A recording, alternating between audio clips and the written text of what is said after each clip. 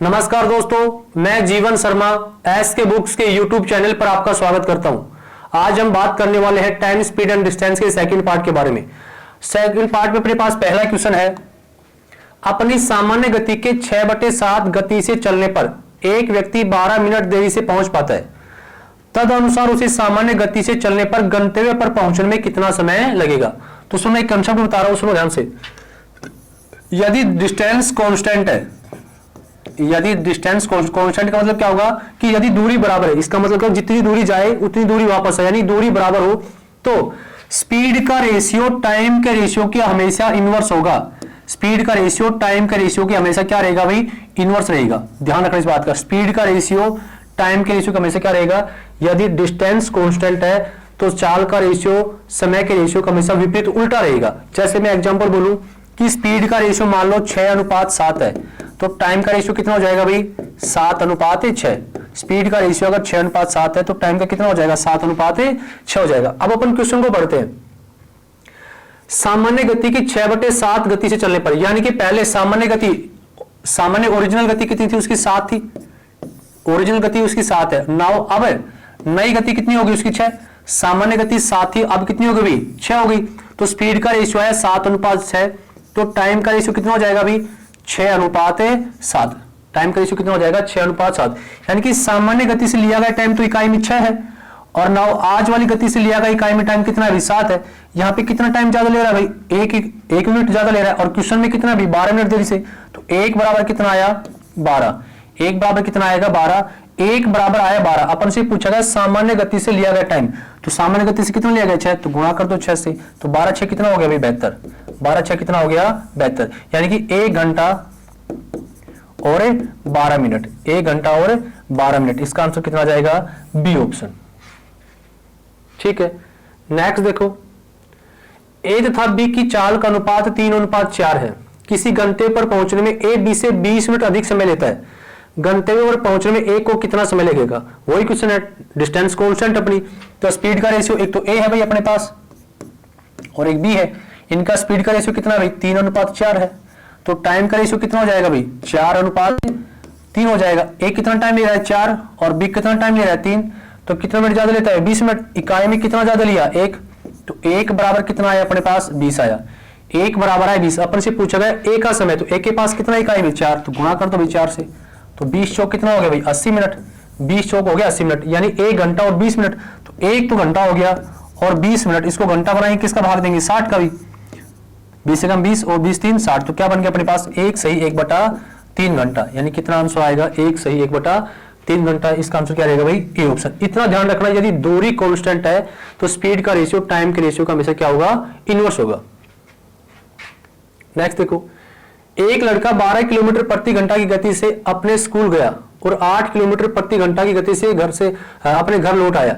यदि उसने पूरी यात्रा में 50 मिनट का समय लिया तो कुल दूरी ज्ञात कीजिए। तो ऐसा कोई भी क्वेश्चन है तो क्या लगाएंगे अपन, XY upon X plus Y गुणा में टाइम। गुणा में क्या लिखेंगे भाई, टाइम।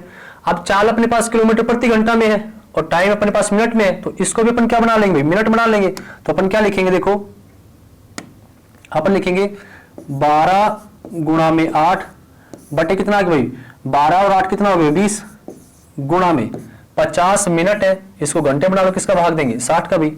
काटो, 0 से 0 कट गया भाई, 6 से काट दो 2 बार कट गया, 2 से काटो 10 बार कट गया, 5 से काटो 2 बार कट गया, 2 से काटो 4 बार। तो कितनी दूरी है भाई, वो 4 किलोमीटर, यानी कि ए ऑप्शन। ठीक है, नेक्स्ट देखो। एक चोर एक सिपाही को 200 मीटर की दूरी से देखता है और भागना शुरू कर देता है। यदि चोर और सिपाही की चाल क्रमशः 10 किलोमीटर प्रति घंटा और 12 किलोमीटर प्रति घंटा है, तो पकड़े जाने से पहले चोर कितनी दूरी तय कर चुका होगा। देखो, अगर मैंने आपको बताया यदि दूरी कांस्टेंट है तो चाल का रेशियो स्पीड का रेशियो का, चाल का रेशियो समय के रेशियो क्या होगा, उल्टा रहेगा। यदि टाइम कांस्टेंट है, यदि टाइम कांस्टेंट है तो दूरी का रेशियो स्पीड के रेशियो के हमेशा बराबर सेम रहेगा। क्या रहेगा, सेम। टाइम का कांस्टेंट का मतलब मान लो दो आदमी ए और बी, दो आदमी है, ए भी 10 मिनट ले और बी भी 10 मिनट का समय ले, तो अपन क्या बोल सकते हैं कि दूरी का रेशियो स्पीड के रेशियो का हमेशा क्या रहेगा, सेम रहेगा। जैसे मान लो मैं बोलूं टाइम कांस्टेंट है तो दूरी का रेशियो मैं बोलूं कि 8:9 है। अगर टाइम कांस्टेंट है और दूरी का रेशियो 8:9 है तो स्पीड का रेशियो भी कितना रहेगा भाई, 8:9 ही रहेगा। जैसे कि अपने पास क्वेश्चन में कौन कांस्टेंट है भाई, टाइम कांस्टेंट है। कौन है भाई टाइम, जैसे मैं समझा रहा हूं टाइम कैसे कांस्टेंट है। मान लो भाई यहां पे पुलिस है और यहां पे थीफ यानी चोर है, इन दोनों में कितने का दूरी का अंतर है भाई, 200 मीटर का बोर्ड है।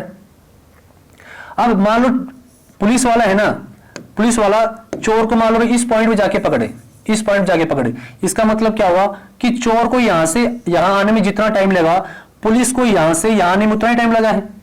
चोर को यहां से यहां आने में जितना टाइम लगा, पुलिस को यहां से यहां आने में उतना ही टाइम लगा है, तभी तो पकड़ पाएगा भाई वो। अब देखो अपने पास कौन कांस्टेंट अभी, टाइम कांस्टेंट है, तो टाइम कांस्टेंट है तो मैंने आपको बताया कि चाल का रेशियो दूरी के रेशियो का क्या रहेगा भाई, सेम रहेगा। तो देखो अपन किसका रेशियो निकाले, चाल का, तो स्पीड का रेशियो कितना बनेगा अपने पास, एक तो कौन अभी चोर थीप है और एक कौन अभी पुलिस अभी, तो चोर की चाल कितनी है 10 और सिपाही की कितनी है अभी 12, इनकी चाल का रेशियो बना लो तो कितना हो जाएगा 5:6। स्पीड का रेशियो है 5:6। तो मैंने बताया यदि टाइम कांस्टेंट है तो जो रेशियो स्पीड का रहेगा वही रेशियो किसका रहेगा, डिस्टेंस का।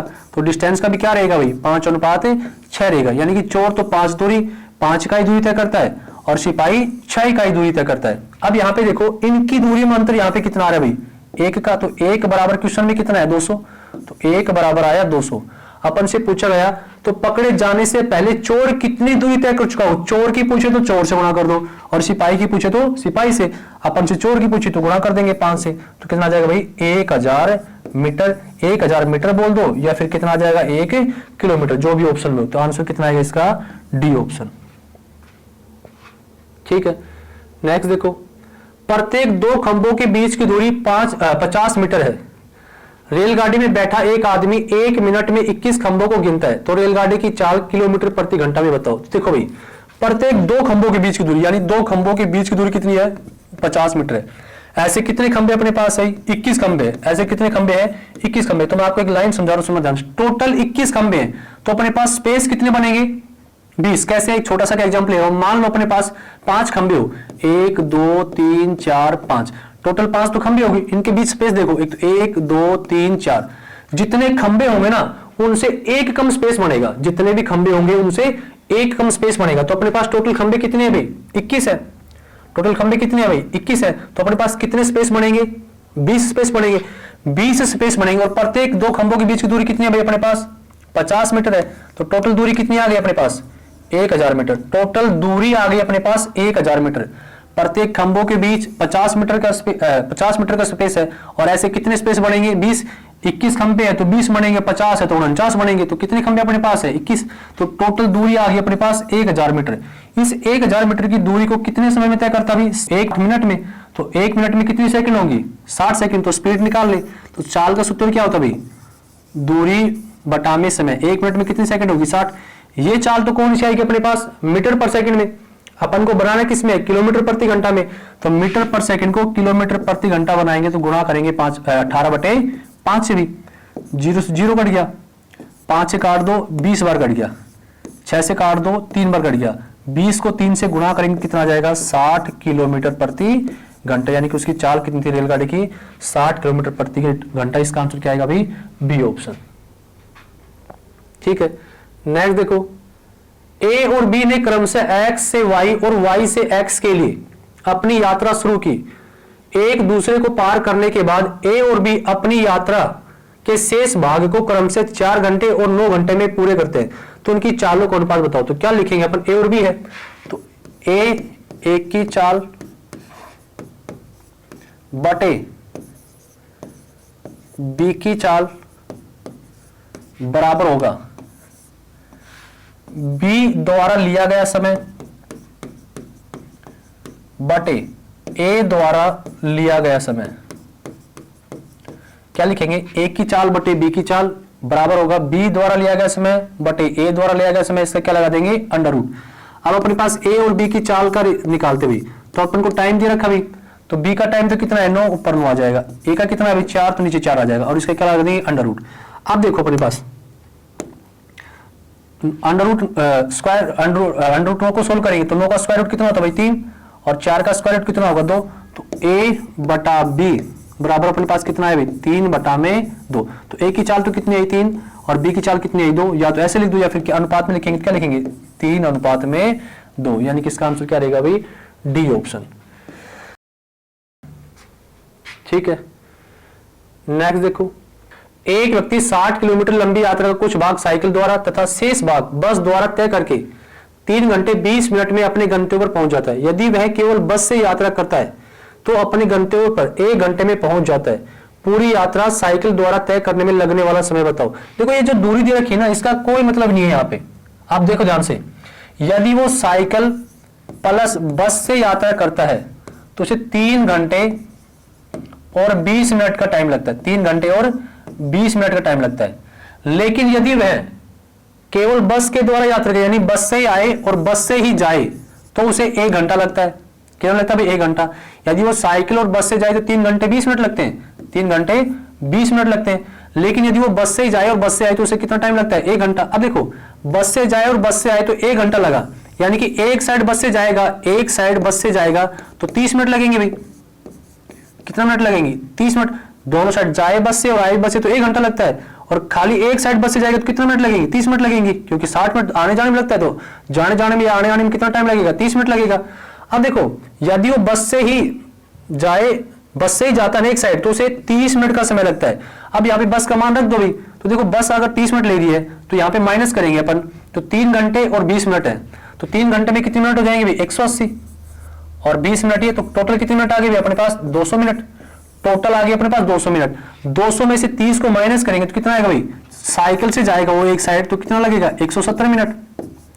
कितना लगेगा भाई 170 मिनट। एक साइड साइकिल से जाए तो 170 मिनट। तो अपन से क्या पूछा, साइकिल से जाए और साइकिल से आई, तो टोटल दोनों साइड साइकिल से जाएगा तो कितना लगेगा 170 गुणा में 2, तो कितने मिनट हो जाएंगे भाई 340 मिनट। कितने आ जाएंगे 340 मिनट। 340 मिनट में देखो कितना घंटा आएगा, किससे भाग करेंगे 60 से, तो 1 घंटे में 60 मिनट होती है। 60 को अपन किससे गुणा करें भी, 60 को करें 5 से, तो 5 घंटे हो गए, 340 मिनट हो, 300 मिनट होगी, प्लस में 40 मिनट और अपने पास है, तो क्या लगेगा 5 घंटे और 40 मिनट। कितना लगेगा भाई 5 घंटे और 40 मिनट, यानी कि इसका आंसर क्या रहेगा ए ऑप्शन। अब ऐसा कोई भी क्वेश्चन है तो मैं इसका डायरेक्ट शॉर्ट बता रहा हूं आपको, उससे करना आपको, ऐसा नहीं करना, पेपर में इतना टाइम नहीं रहेगा अपने पास। अपन को क्या करना है वो समझ ध्यान से। यदि वो बस प्लस साइकिल से जाए तो उसे लगता है 3 घंटे और 20 मिनट, 3 घंटे और 20 मिनट, सुनो ध्यान से। लेकिन वो दोनों साइड बस से ही जाए और बस से ही वापस आए तो उसे लगता है 1 घंटा। तो सुनना ध्यान से, क्या करना आपको, जो अलग अलग तरीके से जाए, बस से जा रहा हो साइड अलग अलग तरीके से जाए ना, उसको आप कर दो 2 गुना। जो अलग अलग तरीके से जाए उसको कर दो 2 गुना। तो 3 घंटे 20 मिनट को 2 से गुणा करेंगे, 3 घंटा और 20 मिनट को 2 से गुणा करेंगे अपन, तो कितना बन जाएगा भाई 6 घंटे और 40 मिनट। 6 घंटे और 40 मिनट। जो अलग अलग तरीके से जाए उसको 2 गुना कर दो, और जो एक ही तरीके से जाए उसको माइनस कर दो। तो 6 घंटे 40 में से 1 घंटा माइनस करेंगे तो कितना बचेगा भाई 5 घंटे और 40 मिनट, और यही अपना क्या रहेगा आंसर। तो इसका आंसर क्या रहेगा भाई ए ऑप्शन। ध्यान रखना, अलग अलग तरीके से जाए उसको 2 गुना कर दो, और जो एक तरीके से जाए उसको फिर उसमें से माइनस कर दो। तो कितना बचेगा 6 घंटे 40 मिनट में से 1 घंटा माइनस करेंगे तो कितना बचेगा 5 घंटे और 40 मिनट, यानी कि इसका आंसर क्या रहेगा ए ऑप्शन। ठीक है, नेक्स्ट देखो, एक नाव की धारा की दिशा में चाल 22 किलोमीटर प्रति घंटा तथा धारा के विपरीत दिशा में चाल 16 किलोमीटर प्रति घंटा है। धारा की चाल बताओ। तो सुनना ध्यान से, नाव की चाल तो अपन कितनी मानेंगे x किलोमीटर प्रति घंटा या फिर x मीटर पर सेकंड, और धारा की चाल अपन क्या मानेंगे y किलोमीटर प्रति घंटा या फिर y मीटर पर सेकंड। ठीक है भाई, अब इतना ध्यान रखना, यदि धारा की दिशा में चलेगा ना, जिस साइड पानी बहेगा उसी साइड चलेगा ना, तो क्या करेंगे अपन x प्लस वाई, धारा नाव की चाल प्लस धारा की चाल दोनों ऐड हो जाएंगे। यदि धारा के विपरीत दिशा में चलेगा ना भाई, तो अपन क्या लिखेंगे x माइनस में y, x माइनस में y। अब अपन को क्या कह रखा है, एक नाव की धारा की दिशा में चाल, यानी कि x प्लस y का मान अपने पास है 22, धारा के विपरीत x माइनस y का मान अपने पास कितना है 16 है। अपन से पूछा गया धारा की चाल, तो अपन को किसकी चाल निकालनी भाई y की निकालनी, तो माइनस कर दो उसको, ये माइनस ये प्लस हो जाएगा, ये माइनस भाई ये आपस में कट जाएगा, तो यहाँ पे कितना आएगा 2y बराबर कितना जाएगा भाई 6। तो y का मान कितना आएगा 6/2 यानी कि 3 किलोमीटर प्रति घंटा। इसका आंसर क्या रहेगा अभी बी ऑप्शन। ठीक है, नेक्स्ट देखो, नाव की शांत जल में चाल 20 किलोमीटर प्रति घंटा और धारा की विपरीत दिशा में चाल 15 किलोमीटर प्रति घंटा है। तो धारा की दिशा में चाल बताओ, नाव की शांत जल में चाल, इसका मतलब क्या है, नाव की चाल कितनी अपने पास है 20 अभी, शांत जल में बोल दो या फिर नाव की चाल बोल दो, एक ही बात 20 है, और धारा की विपरीत दिशा में चाल 15 है। तो देखो क्या लिखेंगे, x माइनस वाई का मान अपने पास कितना है अभी, x माइनस वाई का मान अपने पास है 15। अपन से पूछे कि धारा की चाल यानी y की चाल, तो x की चाल कितनी अपने पास 20 है, तो 20 माइनस वाई बराबर में कितना है अभी 15 आया, तो माइनस वाई बराबर 15 माइनस में कितना हो जाएगा अभी 20, तो माइनस वाई का मान कितना है -5, माइनस से माइनस कट गया तो y का मान कितना आ गया 5, y का मान आया 5 यानी कि धारा की चाल आई 5। अपन से पूछा धारा की दिशा में, तो धारा की दिशा में क्या होता है भाई x प्लस में y, x का मान कितना है 20 है प्लस में 5, तो कितना बन जाएगा भाई ये 25 किलोमीटर प्रति घंटा यानी कि ए ऑप्शन। ठीक है, नेक्स्ट देखो, एक नाव धारा के अनुप्रवाह 72 किलोमीटर की, अनुप्रवाह का मतलब धारा की दिशा में 72 किलोमीटर की दूरी 3 घंटे में तथा धारा के ऊर्ध्व प्रवाह 40 किलोमीटर की दूरी 2 घंटे में तय करती है। नाव की शांत जल में चाल बताओ। धारा की दिशा, अनुप्रवाह का मतलब धारा की दिशा में 72 किलोमीटर की दूरी 3 घंटे में, और ऊर्ध्व प्रवाह मतलब धारा के विपरीत, और विपरीत दिशा में 40 किलोमीटर की दूरी 2 घंटे में। अपन से पूछा गया नाव की शांत जल में चाल बताओ। तो देखो भाई दिशा में चाल निकालते पहले अपन, दिशा में चाल, तो दिशा में चाल की देखो दूरी कितनी है भाई 72 और समय ले लिया 3, तो दिशा में चाल कितनी आ गई अपने पास, धारा की दिशा में चाल 24 किलोमीटर प्रति घंटा भी, और विपरीत दिशा में कितनी दूरी तय कर रही है भाई, विपरीत दिशा में कर रही है 40, कितने समय में 2 घंटे में, तो विपरीत दिशा में चाल कितनी आ गई 20 आ गई। अपन से पूछा है नाव की शांत जल में, नाव की शांत जल में चाल का मतलब नाव की चाल पूछिए, तो लिखेंगे x प्लस वाई का मान तो अपने पास है 24, x माइनस वाई का मान अपने पास है 20। अपन से नाव की चाल पूछी तो जोड़ दो इनको, दोनों कट गए भाई, 2x बराबर कितना आएगा अपने पास 4 और 4 44, तो x का मान कितना आएगा 44/2, काटेंगे कितना हो जाएगा भाई 22 किलोमीटर प्रति घंटा, यानी कि इसका आंसर क्या रहेगा बी ऑप्शन। ठीक है, नेक्स्ट देखो, एक नाव शांत जल में 1 घंटे में 6 किलोमीटर जाती है, परंतु वह धारा के प्रतिकूल यही दूरी चलने में 3 गुना समय लेती है। तो धारा की चाल बताओ। देखो भाई एक नाव शांत जल में 1 घंटे में 6 किलोमीटर जाती है, परंतु वही दूरी धारा के प्रतिकूल चलने में 3 गुना समय लेती है। दूरी वही है, दूरी सेम है, तो मैंने क्या बताया, दूरी सेम है, तो टाइम का रेशियो स्पीड के रेशियो का हमेशा क्या रहेगा, इनवर्स रहेगा। ये तो बताया था, उल्टा रहेगा। टाइम का रेशियो स्पीड का रेशियो क्या रहेगा भाई, इनवर्स रहेगा। तो इस क्वेश्चन को छोटा सा एक सिंबल बना रहा हूं, उससे सोल्व करेंगे। सिंबल बना दिया अपन ने, नीचे वाली लाइन में तो लिखी जाएगी धारा की दिशा में, ऊपर वाली लाइन में लिखी जाएगी धारा की विपरीत दिशा में। दिशा का मतलब क्या रहेगा, यहाँ पे तो प्लस होके आएगी और यहाँ पे माइनस होके आएगी। अब देखो, और बीच वाली लाइन में क्या लिखेंगे, शांत जल में चाल। तो देखो एक नाव शांत जल में 1 घंटे में 6 किलोमीटर, 1 घंटे में 6 किलोमीटर, तो चाल कितनी हो जाएगी उसकी, 6 किलोमीटर प्रति घंटा हो जाएगी भाई। चाल कितनी होगी उसकी, 6 किलोमीटर प्रति घंटा होगी, परंतु वह धारा के प्रतिकूल यानी विपरीत यही दूरी चलने में 3 गुना समय लेती है। यानी कि यहाँ पे कितना टाइम लगेगा, 3 टाइम, तो यहाँ पे कितना टाइम लग रहा था, 1 टाइम, यहाँ पे 1 टाइम, तो यहाँ पे कितना लगा भाई, 3 टाइम। अब देखो इन दोनों का जो अंतर रहेगा वही धारा की चाल, इन दोनों का जो अंतर रहेगा वही क्या रहेगी, धारा की चाल। तो मैंने आपको एक बात बताई, यदि दूरी कांस्टेंट है तो टाइम का रेशियो स्पीड का रेशियो को उल्टा रहेगा। तो इसका टाइम 3 है तो इसका टाइम 1 है, तो इसकी स्पीड कितनी हो जाएगी भाई, यहाँ पे 1, और इसकी स्पीड यहाँ पे कितनी हो जाएगी, इसकी स्पीड कितनी हो जाएगी, 3 हो जाएगी भाई। शांत जल में स्पीड रेशियो में कितनी होगी, 3, और विपरीत दिशा में कितनी होगी, 1 होगी। इन दोनों का जो अंतर वो धारा की चाल, तो यहाँ पे अंतर कितना है, 2, तो यहाँ पे 2, तो यहाँ पे भी कितना आएगा, 2। धारा की चाल दोनों जगह में से क्या रहेगी, बराबर रहेगी, तो 3 और 2 यहाँ पे कितना आ जाएगा, 5।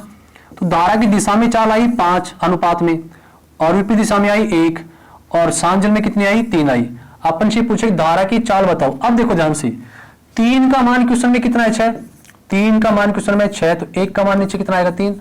अपन से पूछा भी किसका, धारा की चाल, और धारा की चाल कितनी है भाई, 2 है, तो गुणा कर दो 2 से, 3 2 6, तो कितना आ जाएगा 4 किलोमीटर प्रति घंटा। तो धारा की चाल कितनी आएगी, 4 किलोमीटर प्रति घंटा। नेक्स्ट देखो, 2 कारों की चालों का अनुपात 4:5 है भाई। तो बताओ दूसरी कार की चाल पहली कार की चाल से कितना प्रतिशत अधिक है? तो दूसरी की चाल कितना अधिक है भाई? 1 अधिक है।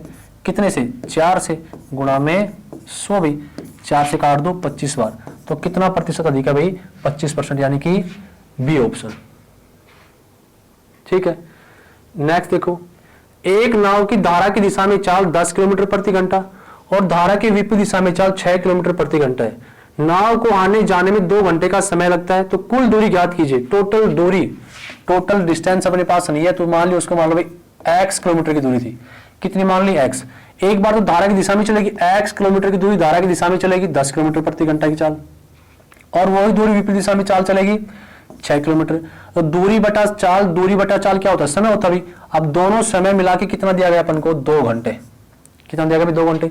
दूरी बटा चाल, दूरी बटा चाल, ये तो दिशा में चल रही है और ये विपरीत दिशा में, दोनों को ऐड करके आने जाने में टोटल समय कितना लगा? 2 घंटे भी। सोल्व करो, इनका एलसीएम कितना आएगा भाई? 30। यहाँ पे आएगा 3x प्लस यहाँ पे कितना आएगा भाई? 5x बराबर इसका मान कितना है भाई? 2 है। 5 और 3 कितना हो गया? 8x। तो 8x बराबर हो गया 30 दूनी 60 भाई। तो x का मान कितना आ जाएगा? 60 बटे में 8। 4 से काटो 2 बार, 4 से कट गया 15 बार। 15 बटा 2 को क्या लिखेंगे अपन? 7.5 किलोमीटर, यानी कि ए ऑप्शन। ठीक है, नेक्स्ट देखो, एक बस किसी निश्चित दूरी के तय करने में कार से 10% अधिक समय लेती है। एक तो बस है भाई और एक कार है, 10% अधिक समय लेती है। कार के द्वारा लिया गया समय 6 इकाई है, तो बस द्वारा लिया गया समय बताओ। एक बस है ना, किसी निश्चित दूरी को तय करने में कार से 10% अधिक समय, तो कार मान लो 100% है, तो बस कितना लेगी? 110 रहेगी। क्या लेगा? टाइम का रेशियो। तो इनका टाइम का रेशियो आ गया 11:10। इनके टाइम का रेशियो है 11:10। तो कार के द्वारा लिया गया समय 6, तो कार के द्वारा इकाई में समय कितना लिया गया? यूनिट में 10। तो 10 का मान क्वेश्चन में कितना दिया गया? 6। तो 1 बराबर नीचे आ जाएगा 10। अपन से पूछा गया बस द्वारा लिया गया समय, तो बस द्वारा लिया गया रेशियो में समय कितना? 11। तो गुणा कर दो भाई 11 से, तो ऊपर कितना आ गया? 66 और नीचे कितना है? 10। तो 1 जीरो, तो 1 पॉइंट लगा दो, तो 6.6 इकाई समय लगेगी, यानी कि ए ऑप्शन। ठीक है, नेक्स्ट देखो, एक रेलगाड़ी टेलीग्राफ के खंभे और 264 मीटर लंबे पुल को क्रम से 8 सेकंड और 20 सेकंड में पार करती है, तो रेलगाड़ी की गति बताओ। देखो भाई, एक रेलगाड़ी है ना, एक टेलीग्राफ के खंभे को तो पार करती है 8 सेकंड में, तथा 264 मीटर लंबे प्लेटफॉर्म को पार करती है वो 20 सेकंड में। अब देखो, यदि कोई रेलगाड़ी किसी आदमी को या फिर किसी खंभे को पार करे, तो वहां पे अपन टोटल दूरी क्या मानते हैं? रेलगाड़ी की लंबाई। लेकिन यदि कोई रेलगाड़ी किसी दूसरी रेलगाड़ी, किसी प्लेटफॉर्म, किसी सुरंग या फिर किसी पुल को पार करे, तो वहां पे टोटल दूरी क्या होगी? रेलगाड़ी की लंबाई प्लस उनमें से जो भी दूरी दे रखी है ना, उन दोनों को क्या करेंगे? ऐड करेंगे। अब देखो, एक रेलगाड़ी खंभे को पार करती है, इसका मतलब खुद की लंबाई को पार करती है, तो टाइम लेती है वो 8 सेकंड का। लेकिन जब वो 264 मीटर लंबे प्लेटफॉर्म को पार करती है, इसका मतलब वो 264 मीटर लंबे प्लेटफॉर्म को भी पार करती है और खुद की लंबाई को भी, तब टाइम लगता है उसको 20 सेकंड। तब कितना लगता है भाई? 20 सेकंड। अब एक बात बताना, वो खाली खुद की लंबाई को पार करती है तब तो 8 सेकंड का, और खुद की लंबाई और प्लेटफॉर्म दोनों को पार करती है जब कितने का? 20 सेकंड का। तो एक बात, तो कितना टाइम एक्स्ट्रा लिया उसने? 12 सेकंड का। वो 12 सेकंड का टाइम एक्स्ट्रा क्यों लेती है? क्योंकि वो 264 मीटर एक्स्ट्रा और चलती है, प्लेटफॉर्म को भी पार करती है। तो दूरी अपने पास है और समय अपने पास है, तो क्या निकालने? पहले रेलगाड़ी की चाल निकाल ले। तो चाल का सूत्र क्या होता है भाई? दूरी बटा में समय। तो दूरी बटा में समय। ये तो चाल कौन सी है अपने पास? मीटर पर सेकंड में, लेकिन ऑप्शन में सारी कौन सी? किलोमीटर प्रति घंटा। और मीटर पर सेकंड को किलोमीटर प्रति घंटा बनाएंगे तो गुणा करेंगे 18/5 से।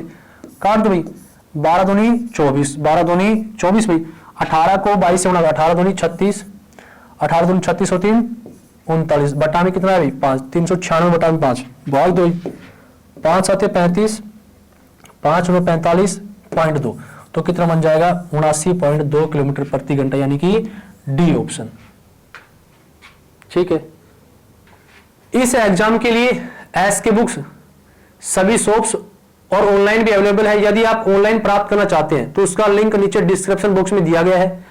इस चैनल पर हम सभी आर्मी भर्ती और अन्य भर्तियों से संबंधित इंपोर्टेंट जानकारी और स्टडी मटेरियल आपको उपलब्ध कराते रहेंगे। इस वीडियो को लाइक कीजिए, चैनल को सब्सक्राइब कीजिए और अपने दोस्तों में शेयर कीजिए। मिलते हैं नेक्स्ट वीडियो में। जय हिंद।